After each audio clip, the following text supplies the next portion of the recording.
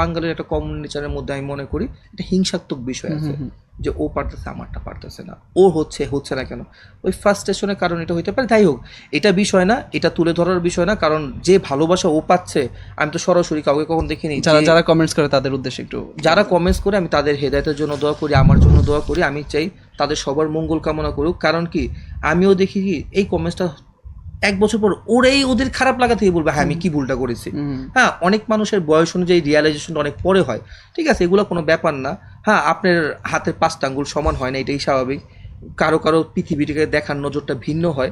হ্যাঁ, আমরা যেমন আগায় যাচ্ছি, আমি চাই বাংলাদেশের প্রতিটা, আমরা দেখেন এখন আমরা ক্রিকেটে একটু আগানো, আমরা যদি সামনে 64টা দেশের বিশ্বকাপ হয়, আচ্ছা ইনায়া যদি নিজের দেশকে রিপ্রেজেন্ট করতে পারে, এটা কি ভালো না খারাপ? অবশ্যই, ডেফিনেটলি এটা অবশ্যই গর্বের।